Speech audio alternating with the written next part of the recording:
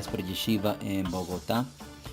Vamos a estar estudiando capítulo 2 de Pirkei Avot, Mishnah número 9. Mishnah número 9.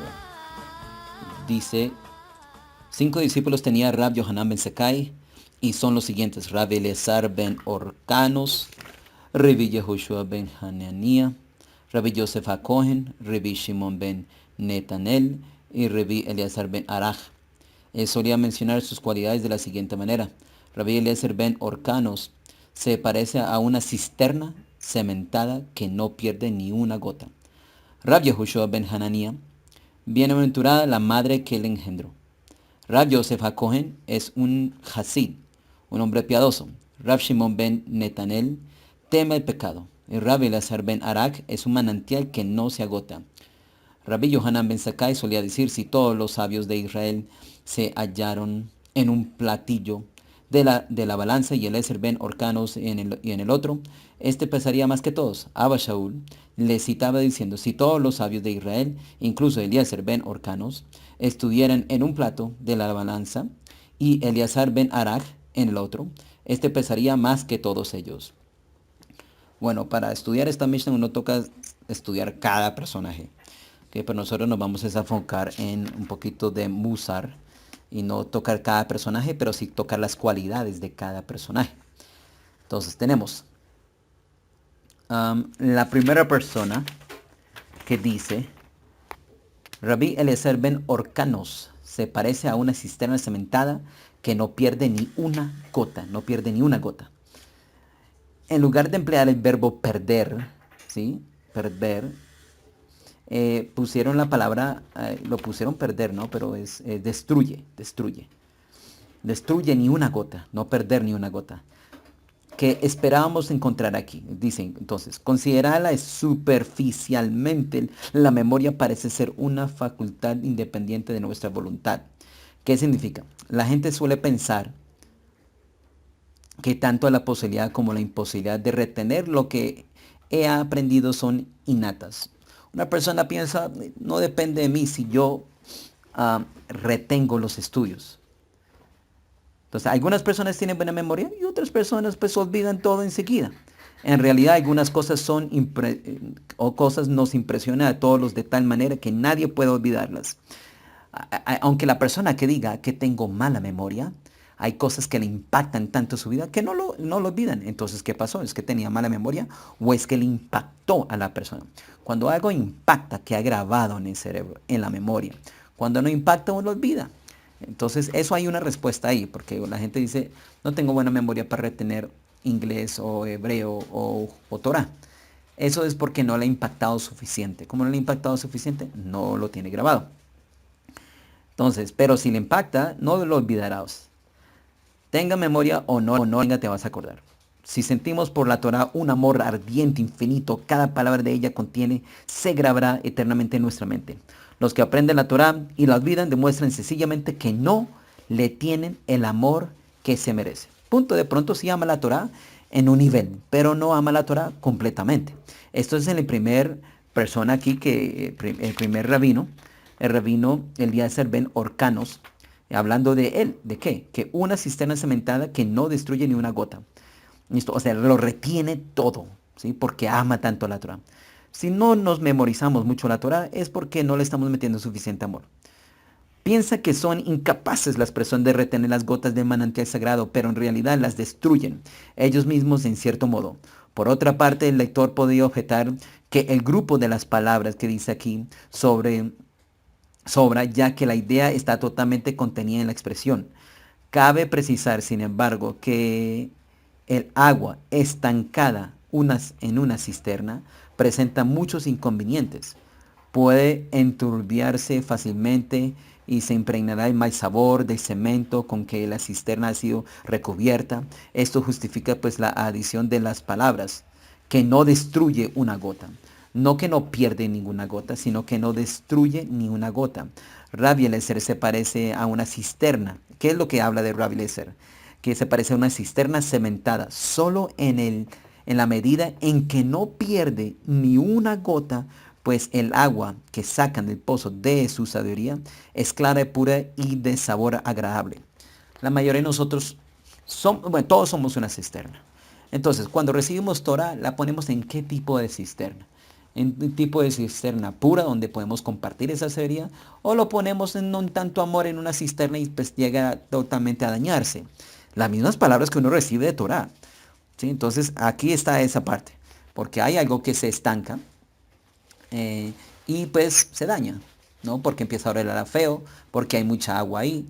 Igualmente la Torah que se pone en un lugar donde no se usa, no se comparte, no está lleno de amor como el estanque, entonces se puede dañar incluso cuando usted la enseñe.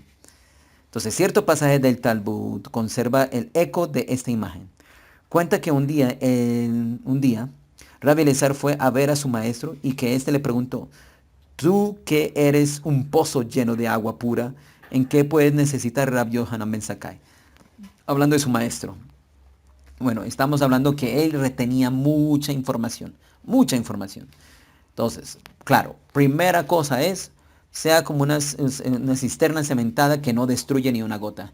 Sea una cisterna que le impacta, que ama tanto la Torah, que la va a retener y no va a dejar que se pudra esa Torah en su mente o en su corazón por no recordarla, por no meterle suficiente amor.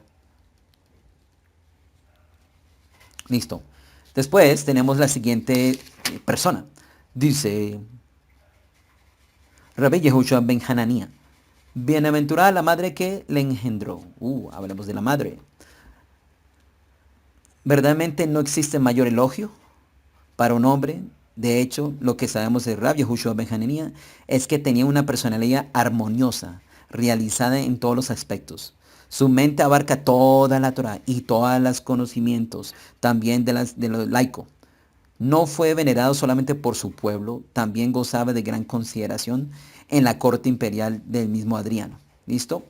Entonces, tenemos una persona que lo elogia en la madre. ¿Por qué? Para explicar por qué elogian la madre, felizmente la madre, hay pasajes que tenemos que tocar dentro de la Torah. Habla del padre y habla de la madre. Y vamos a ver si concuerda con nuestra Mishnah. Dice, los comentaristas de nuestro tratado se han preguntado a menudo por qué Rabbi Yohanan alaba a la madre de Rabbi Yehoshua y no al padre. Ante todo, recordemos que la madre de Rabbi Yehoshua tuvo una participación especial en la instrucción de su hijo, ya que lo hemos mencionado en otra ocasión. Cuando el niño era aún muy pequeño, le llevaba a la escuela para las primeras impresiones recibidas por él procedieran de la Torá y únicamente de ella. La mamá se enfocaba en enseñarle la Torá. Entonces, varios comentaristas deducen que las palabras de Rabbi Yohanan Ben Zakkai, que la influencia de la madre suele ser más fuerte que la del padre. Aquí parece eso, ¿no? Listo. Desde el punto de vista moral y religioso. Como confirmaba esta interpretación, nuestros sabios opinan que la mayoría de los hijos varones se parecen a sus tíos maternos por la madre. Instintivamente suele darles sus hijos una educación similar a la que sus padres dieron a sus hermanos. Y como Rabbi Yohanan estimaba las grandes cualidades morales y talento amistoso y compasivo de su discípulo aún más que su inmensa sabiduría, puso a realizar el papel de la madre cuya influencia en aquellos aspectos fue superior al padre. Entonces, para que no quedemos confundidos, aquí Yohanan Ben Zakkai, Rabbi, menciona a la mamá. ¿Por qué? Porque la mamá se esforzó mucho más. Por eso, en este caso, sí menciona a la mamá. La opinión de Rabbi Yohanan, que está apoyada por una Mishnah en el Tratado de Eduyot 2.9, donde se afirma que la influencia del padre se manifiesta en la belleza. La influencia del padre se manifiesta en la belleza, en la fuerza, en la riqueza, en el conocimiento y la duración de la vida. Y se deduce de ello que las cualidades del alma y del carácter se heredan sobre todo de la madre. Una vez más, el papá, el hijo hereda la belleza, la fuerza, la riqueza y la ciencia, el conocimiento de duración de la vida para vivir. Y de la mamá, el alma y el carácter heredan de la madre. ¿Ok? Listo, entonces, las relaciones entre padres e hijos. Nuestra Mishnah, aquí en Rabbi Yohanan Ben Zakkai, proclama que la madre de su discípulo es una mujer bienaventurada, pero no dice nada del padre. ¿Por qué no? Entonces, en cambio, el rey Shlomo, en Proverbios 10.1, esto es lo que dice. Un hijo sabio llenará de goce a su padre, Y un hijo insensato llenará de dolor a su madre. Wow, aquí Shlomo, rey Shlomo, dice que es primero el papá, el que se goce. Pero tenemos en la Mishnah que dice que es la mamá. Wow, ¿qué pasó? Más adelante en Proverbios 15:20 dice, un hijo sabio alegrará a su padre, y un hombre insensato hace de su madre una persona despreciable. Es preciso explicar por qué estos dos versículos parecen atribuirle tristeza siempre a la mamá y al padre atribuirle lo bueno, ¿sí? Aquí es lo que dice. Entonces, Rey Shlomo habla que lo negativo, si un hijo es malo, le atribuye a la mamá. Y si un hijo es bueno, le atribuye al papá. Wow, ok, listo. ¿Cómo es así? Bueno, ya vamos a explicar. La ley judía prescribe que el hombre tiene el deber de casarse y de asegurar la perpetuación de la especie, ¿sí? Y la mujer no le incumbe semejante obligación. Ella está libre de contraer matrimonio si lo desea. El piadoso rey Ishkiyahu se encontraba gravemente enfermo cuando el orden de Dios del profeta Ishiyahu le presentó ante él y le anunció que su muerte estaba cercana porque había quedado soltero. Para que sepan, una persona que decide quedarse soltero, sí, va a ser complicado entrar en una mamá. Entonces decidió, ¿no? No que no se le presentó el momento. Es necesario casarse. Sorry. Es una obligación del hombre casarse. ¿Ok? Si el hombre no busca casarse, tiene una hazaká. Una hazaká significa un estatus de homosexual. Porque no quiere casarse. Claro, si está buscando casarse, pues no tiene ese estatus. Pero la persona que no le importa, no busca, no va a comunidades, no busca. Hey, estatus homosexual, punto. Yo no lo digo, lo dice la Gemara. ¿Ok? Punto. ¿Ok? Entonces, así es, así es. Entonces, bueno, sigamos acá. Entonces, Yishkiyahu se le apareció el profeta Isiyahu y le dijo, ¿por qué no vas a tener hijos? Entonces Hashem decidió quitarte la vida. Wow. Entonces, pero él dijo, pero yo vi en algo futuro que uno de mis hijos iba a ser rebelde. ¿Sí? Iba a ser rebelde. Entonces, el hombre debe cumplir con su deber. Sorry. Si sus hijos toman el camino del bien o el mal, tiene al menos de consuelo por haberse sometido al mandamiento divino de que trató de tener un hijo. Si por el contrario Hashem, su bondad, le concede hijos buenos, su alegría será tanto mayor. En cambio, la madre no experimentará ningún consuelo si tiene hijos pecadores, ya que la obligación de perpetuarse no existe para ella. Por lo tanto, su dolor será doble, en cierto modo. Pues claro, porque el mandamiento es del hombre. Tuvo un hijo, bueno, por lo menos tuvo un hijo, y bueno, y fue malo. Hasbe shalom. Entonces, y a la mamá, pues como no es obligación tener hijo, ¿qué mandamiento cumplió? La mujer no tiene un mandamiento de tener hijos, ¿ok? Entonces, pero el hombre sí, claro, si están casados, la mujer está obligada a darle hijos a su esposo.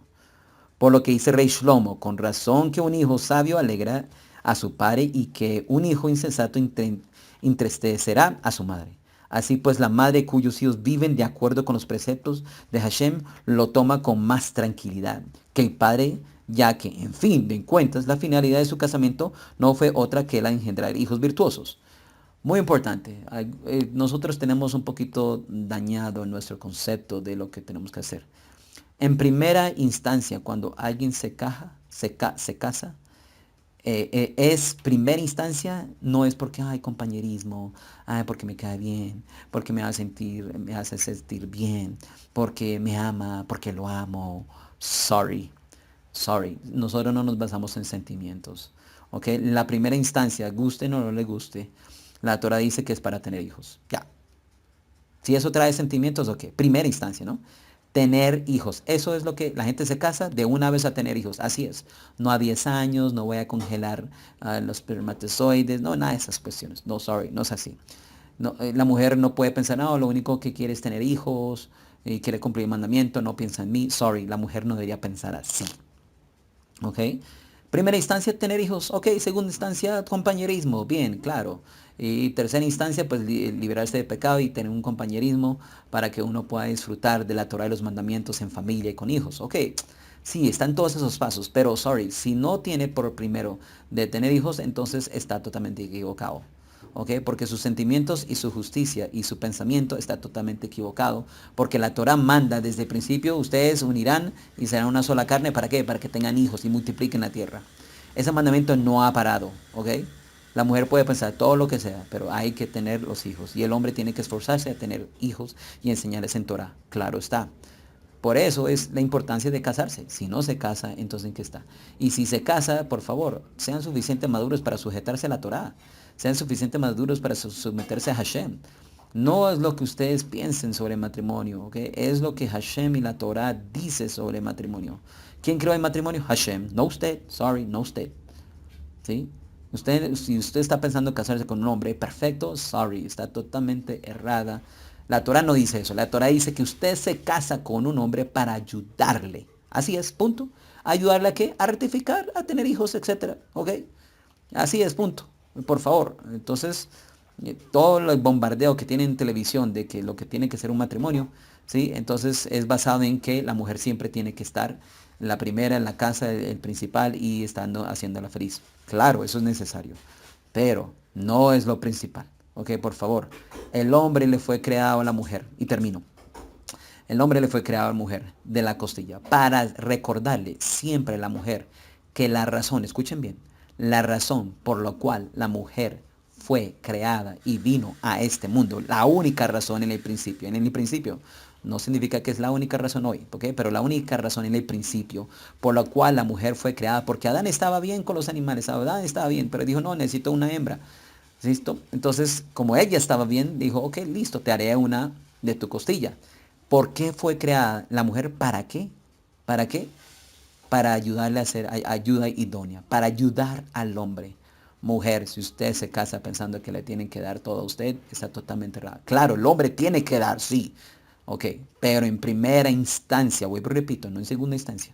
En primera instancia, la mujer está ahí para ayudar al hombre. Por lo cual, si va a ayudar al hombre, significa que no es perfecto porque tiene que ayudarlo. ¿Queda claro? Bueno, sigo aquí. Esta esperanza fue lo único que él incitó a casarse. Que iba de pronto a tener un hombre, un niño bueno. ¿Quién? Ishkiyahu, rey Ishkiyahu. Tuvo un niño bueno y un niño malo. Y bueno, y eso fue lo que pasó.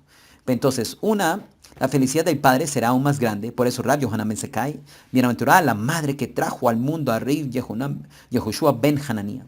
El mundo debe agradecerle a este hijo más a la madre que al padre, pues el padre tenía la obligación de perpetuar la especie, mientras que la madre no se le aplicaba este mandamiento para agradecerle a ella el haberse casado, agradecerle a ella haberse casado, y al haber dado a vida a tan siguiente varón, todo el mundo debe proclamar bienaventurada la madre que lo engendró. ¿Entienden por qué se dice bienaventurada la madre? Porque ella, aunque no estaba obligada a casarse, decidió casarse para engendrar un hijo que no está obligada como mandamiento para que lo eduque en Torah, que no está obligada, es la obligación del hombre, la educación de los hijos. Entonces, por lo cual decidió hacer todas esas cosas que no está obligada, por lo cual es bienaventurada la madre que lo engendró.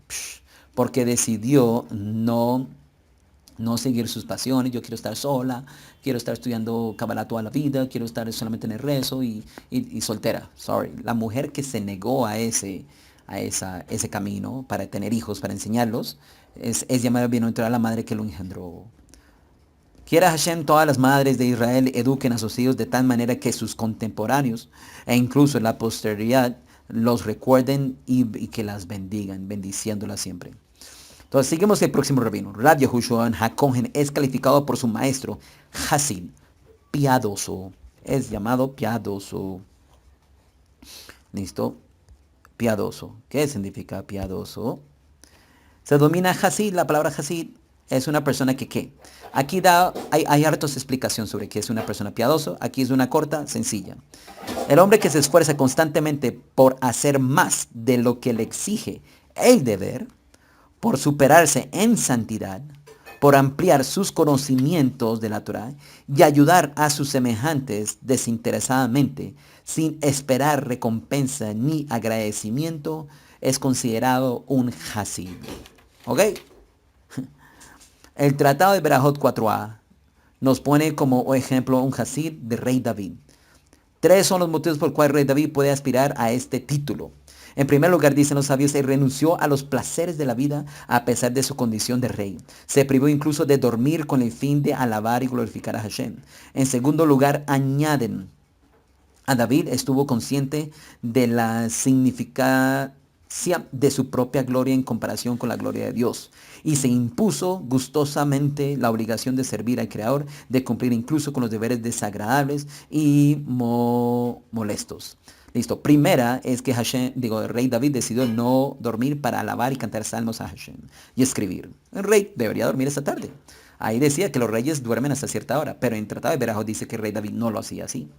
Segundo, es que el rey David, um, él, claro que es rey, decidió es coronar a Hashem en vez de coronarse a él mismo. Y en tercer lugar, aunque era rey, por lo tanto, la primera autoridad del país, no se fiaba nunca en su propio juicio en cuestiones religiosas. Por el contrario, siempre solicitaba siempre los consejos de su maestro Mefiboshet. ¿Listo? Entonces, aunque era rey, no imponía, tomaba conciencia, tomaba consejo antes de hacer un juicio, y el juicio era conforme a Hashem. Entonces, primero, no dormía para alabar a Hashem, para escribir. Segundo, no quería decidió no ponerse la corona y servir a la gente. Un rey, cuando sirve a la gente, debería servir a la gente, claro, pero es de su trono. No, él, en el Tratado de Berajot dice que revisaba las bedicot de las mujeres. El juicio que él hacía no era conforme a él quería, sino conforme a la Torah. El que renuncia a todos los placeres, incluidos los que están permitidos, el que procura servir a sus semejantes con abnegación, el que sabe situar a los demás por encima de sí mismo y escuchar con agrado a sus consejos a pesar de la posición privilegiada que tiene, ese hombre es un Hasid. Es un Hasid. Listo. Sigamos aquí con el próximo rabino. Rabbi Shimon ben Netanel teme al pecado. Listo. Entonces, este rabino es mencionado por temer al pecado. Entonces, sigamos. Esta cualidad, cuando Rab Shimon es reveladora de un alto grado de piedad. Entonces está como en orden. Está la piedad, pero está alguien que teme el pecado. ¿Qué significa esto? ¿Qué es temer al pecado? En otras palabras, significa aborrecerlo. Usted odia a alguien, usted odia algo. Piensa en algo que usted odia. Persona, cosa, circunstancia, gobierno, político, lo que sea. Usted alguien que odia, ¿sí? Alguien que le ha hecho bien daño, lo que sea, odia, ¿sí? Así y mucho más debería usted odiar el pecado. Aborrecerlo. Considerarlo como algo maligno y nefasto. Y por lo tanto hay que evitar cautelosamente las ocasiones que pueden inducirnos a cometer alguna mala acción. Aunque solo sea mala en apariencia, deberíamos odiarlo. Esto parece como mal. Odio, no salgo de ahí. Así pues los sabios enseñan que debemos amar el puede ser y odiar el que más da. Es decir, cada vez que hacemos algo, se trate o no de algo importante, hemos de preguntarnos. Entonces, si usted no está haciendo algo positivo y está haciendo algo que no es negativo, pero está como en el limbo, en la mitad, tienes que preguntarse, ¿puede que estas palabras y ocasiones me lleven a una situación en la que el pecado resulte inevitable? Odiar el pecado es no cuando llegue el momento de pecar, no peca, no. Es salir de cualquier circunstancia que lo lleve al pecado, incluso en hablar. Usted habla y después, si sigo por este hablar, voy a terminar pecando. Eso es odiar el pecado, desde antes de pecar. En cambio, nunca debemos pensar, ¿qué más da? ¿Qué hay de malo en ello? Muchos asuntos de la halajá son considerados insignificantes y tribales por la mayoría de la gente. Por ejemplo, el hecho de gastar dinero en Shabbat o simplemente tenerlo consigo. ¿Entiendes? Temas como el dinero lo tienes, los gastas en Shabbat, no los gastas en Shabbat. Son cosas insignificantes. Son leyes de la halajá que realmente no son tan importantes. ¿Y qué pasa? Por opinar, entonces, y aunque no tenga mucha importancia esta ley, entonces, ¿qué pasa? La persona por hablar mucho termina despecando. Otro ejemplo, se le plantea a uno la necesidad de mandar a un hijo lejos de la casa. El hombre que tema al pecado contemplará todos los riesgos y examinará de antemano todas las eventualidades con el fin de que protegerá a su hijo físico y moralmente. En cambio, el que subestima el peligro pensando que su hijo ha recibido una buena educación, yo lo puedo mandar a donde sea. Yo le he enseñado Torah, yo he educado a mi hijo correctamente. Entonces esta persona no teme de las cosas que están alrededor. Lo voy a mandar a la nacional, lo voy a mandar a las universidades. Cuidado. El que por lo tanto sea fuerte, entonces va a decir, mi hijo es fuerte porque le he enseñado, lo he educado bien. ese no va a sufrir si lo mando para allá. Está bien educado. Sorry. No existe buena educación sin temor y odio hacia el pecado. Si sus hijos no odian el pecado, no aborrecen las situaciones que lo pueden llevar al pecado, significa que no está listo en la educación, y si lo mandas a un lugar donde posiblemente va a ser probado y usted dice, oh, tiene buena educación, sorry, ese sufrirá las consecuencias de su ligereza. Rab Shimon ben Netanel temía el pecado por su misma naturaleza y evitaba cautelosamente las ocasiones en las que podía peligrar su entereza moral. ¿Listo? Entonces, la educación mejor que le puede dar un hijo es temer el pecado. Si no teme el pecado, pero sabe mucha Torah, sorry, no está la educación completa. No arriesgue su hijo a ninguna educación de laicos donde puede asimilarse. Bueno, sigo aquí, el quinto rabino. Rabbi Eliezer ben Araj, Rabbi Yohanan ben Sakai, le dirige el más generoso de los elogios. Le llama a él literalmente manantial que se fortalece continuamente. Psh. Listo. Este último le dan el gran mayor honor. Nuestros sabios comparten esta última opinión y la expresan con una hermosa alegoría. Antes del nacimiento del hombre, un ángel de Hashem conduce al alma, que no ha sido aún unida al cuerpo, y a través de los espacios, ¿sí?, del Olam, y le enseña todo lo que merece ser conocido sin ocultarle nada. O sea, el ángel le enseña al niño antes de nacer. Ni el cielo de los cielos, ni la profundidad de los abismos. Así el alma aprende a conocer el mundo de los ángeles, los astros, la tierra con toda su fauna y su flora y sus minerales, las fuerzas de la naturaleza, su esencia y sus causas. Pero en cuanto al hombre ve la luz de este mundo, lo olvida todo. Y lo que después va aprendiendo por la vida no es más que la reminiscencia de lo que descubrió antes de nacer. ¿Qué significa esto antes de continuar? Un ángel, se dice que un ángel le está enseñando a usted Torah en el vientre, ¿ok? Y le enseña Torah, y le enseña todos los secretos. Cuando nace, al bebé se le olvida todo. Dice que se le olvida todo. Entonces, ¿pero qué pasa durante el resto de la vida? Durante el resto de la vida, como se dedica a estudiar, es verdaderamente recordar lo que el ángel ya le enseñó. La cuestión es que pues, parece que está aprendiendo de la nada. No, el ángel ya le enseñó. Bueno, rabino, ¿y esto aplica a no judíos y sí judíos? Bueno, ahí toca es estudiar si al no judío verdaderamente fue judío en otra vida y por lo cual el ángel vino y le enseñó todo. Yo verdaderamente sí pienso que le enseña todos los secretos. Listo. Cuando decimos todo, no sé hasta dónde es la palabra todo, ¿ok? Porque no da detalles de qué es todo, pero sí harto y mucho. Listo. Según esto, cada persona encierra en sí misma, sin saberlo, infinitos tesoros de sabiduría y capacidad que solo necesitan ser estimuladas para despertar una vida intensa. Así como el manantial que brota de la tierra, fluye sin cesar agua clara y refrescante, porque la capa de agua subterránea renueva constantemente su caudal. Del mismo modo, el alma humana tiene su propia reserva que le alimenta. ¿Entiendes por qué la Torah dice, ¿dónde está la Torah? En el otro lado del río, más lejos, no, está en tu corazón, está en tu corazón, ya la tienes dentro de ti. Por eso, manantial que fortalece continuamente. Entonces, la sabiduría y el conocimiento de la Torah ya está dentro y grabado en tu corazón. Créalo así y sígalo así. Así lo dice.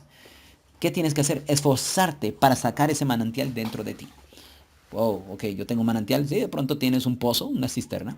Ok, de pronto, ¿qué es lo que pasa? Si se va alimentando subterráneamente, va entonces de un charquito a una quebradita y después a un río, porque continuamente está saliendo agua. Pero ¿qué hay que hacer esto? Hay que impulsar el estudio para recordar lo que se le ha sido enseñado.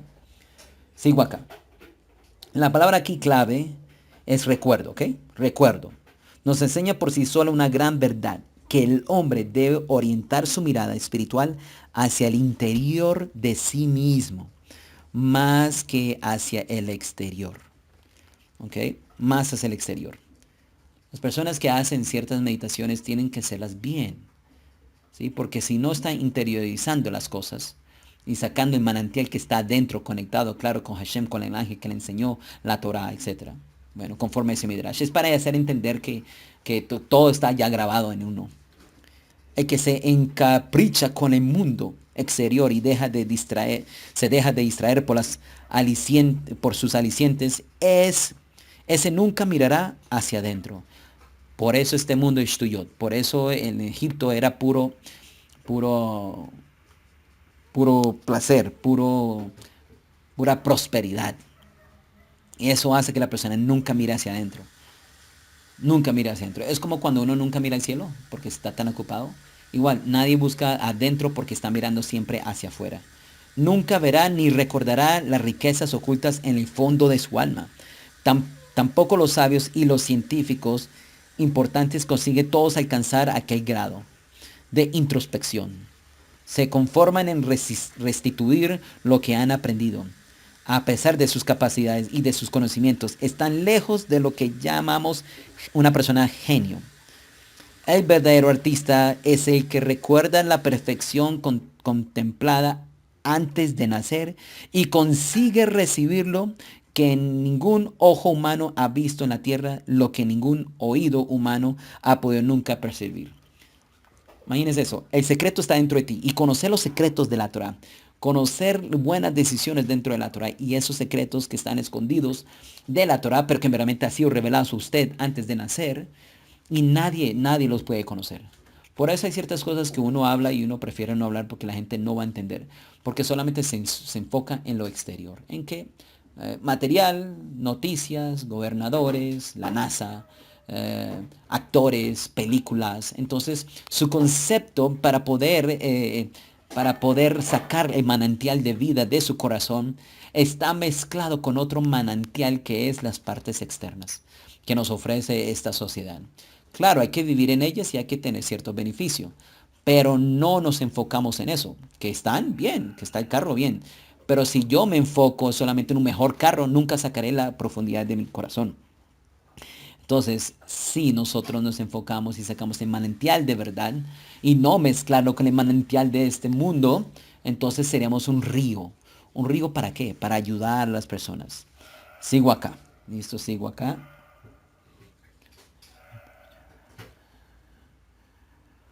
Como explorador que fue la ley estricta, aquí dice Rabino, Rabbi Elazar ben Arak es uno de estos mediadores. La sabiduría de su corazón encerraba y fluía como el agua de una fuente inagotable para refrescar y fertilizar el mundo y a su alrededor. ¿Qué es lo que estoy diciendo? Estoy diciendo, la Mishnah está diciendo, ustedes, cada uno es un manantial y que puede traer sabiduría, conocimiento, refrescar, fertilizar a las personas que están alrededor de usted. Pero la palabra clave es recordar. ¿Cómo se recuerda? Estudiando Torah. Cuando estudias Torah, si no lo has experimentado, llega momentos como uno, esta información, wow, hay un placer inmenso, ¿sí? Y uno piensa, esto no lo sabía. En verdaderamente lo recordaste, lo que se te había sido enseñado. Listo, entonces sigo aquí para ir terminando, últimos dos párrafos. Entonces, cuando habla aquí en la última sección de la Mishnah, y hay dos opiniones. Dice, Rab Yohanan ben Zakkai solía decir, si todos los sabios de Israel se hallaran en un platillo de la balanza, Eliezer ben Orcaos y Eliezer ben Orcaos en el otro, este pesaría más que todo. Entonces, el Rab Yohanan ben Zakkai dice, Eliezer ben Orcanos. Bien. Abba Shaul estaba diciendo, si todos los sabios de Israel, incluso Eliezer ben Orcanos, estuvieran en un platillo de la balanza y Eleazar ben Arak en el otro, este pasaría más que todos aquellos. Entonces tenemos aquí como un McClocket, ok, no vamos a tocar el McClocket aquí, la diferencia. Uno dice uno y uno dice el otro. ¿A qué se refiere? Entonces para resolver esta contradicción, suponer que Rabbi Yohanan ben Zakkai formuló solamente uno de estos dos juicios de valor. Un discípulo suyo, que no es citado en nuestra Mishnah, dice, reprodujo estas palabras del maestro. Entonces hay una sección de la Mishnah que no está acá, que falta, ¿ok? He encontrado un manuscrito en el que afirma que Rab Yohanan ben Zakkai expresó ambas opiniones y que las dos correspondían a la verdad. En lo que respecta al volumen de conocimientos y a la capacidad de memorización, Rabbi Eliezer era el mejor, pero Rab Eliezer ben Arak le aventajaba en sagacidad, y de talento y de dialecto. Entonces, yo le estoy diciendo cuál es la solución de McCloskey, de la discusión que hay entre las dos opiniones. No, si falta leer el contexto, y cuando uno lee el contexto está diciendo, no, Rabbi Yohanan ben Zakkai decía, no, las dos opiniones están correctas. O sea, él estaba de acuerdo con las dos opiniones. Solamente que él era resaltando una cosa, cuando dice aquí, que ambas opiniones corresponden a la verdad, en lo que respecta al volumen de conocimiento, la capacidad de memorización de Rabbi Eliezer era mejor, pero Rab Eliezer ben Arak le aventajaba de sagacidad y talento y dialecto. ¿Listo? Entonces está diciendo los dos eran del mismo nivel, pero uno tenía algo mejor que el otro, por lo cual él era como algo de empate y los dos eran buenos. Lo acabé de resumir, ¿ok? Después pueden estudiar un poquito más y discutir la sección de esta Mishnah. Tengo aquí una frase, dice, ¿quién tiene prioridad? El que se parece al Sinaí en lo alto de cual se encuentra, por así decirlo, toda la Torá, o el que consigue desarraigar las montañas gracias a su penetrante inteligencia. La respuesta fue, el Sinaí tiene la prioridad, pues todos necesitan al que almacenó las provisiones de trigo. ¿Por qué digo esto? Porque uno es más viejo que el otro, de los dos rabinos que acabamos de hablar aquí, de McCloskey, de la discusión. Rab Yohanan ben Zakkai, ¿sí? Hablando de Rab Eliezer y el otro Rab Eleazar, ¿sí? Entonces, ¿cuál prima? Por eso la Mishnah está así, prima el que más se acerca al monte Sinaí. Por eso es que nosotros, los judíos, siempre honramos más al anciano, ¿sí? Y pues claro, al niño bebé porque acaba de nacer, pero al anciano, porque él está más cerca del monte Sinaí, más cerca del monte Sinaí. Una vez está en un avión un hombre judío y su hijo, y después estaban al otro lado del avión. Estaba un papá y pues claro, su hijo, pero no eran judíos. Entonces ve al hijo tapar al anciano judío y lo tapa. Y dice, uy. Pero mientras que estaba haciendo esto, el papá no judío está mirando al papá judío, y mientras que el papá no judío está poniéndole la cobija encima de su hijo en el avión, mira hacia el papá judío, que el hijo le está poniendo la cobija al papá. Y el no judío le está poniendo la cobija al hijo. ¿Me hago entender? No, pues espero que no se hayan confundido.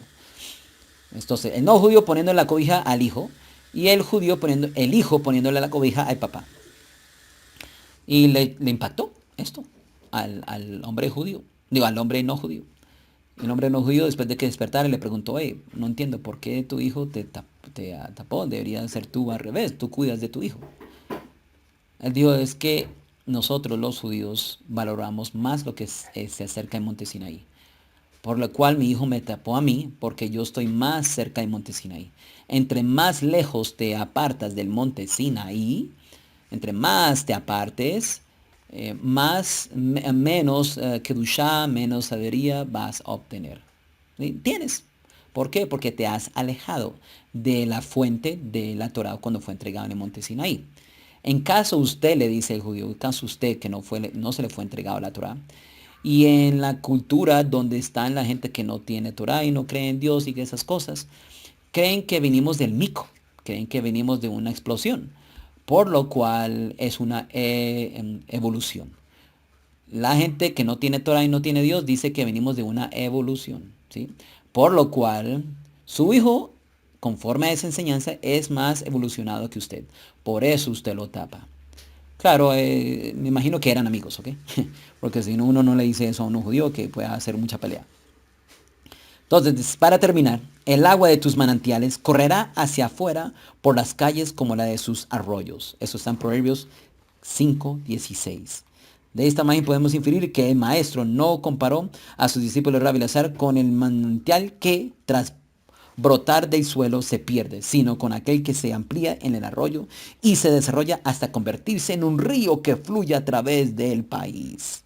Bueno, en conclusión, Podemos decir que al principio de su carrera, Rabbi Elazar debió ser inferior a la gran cisterna llena de agua con la que el maestro compara a Rabbi Elazar ben Orcanos, pero que le superó más adelante.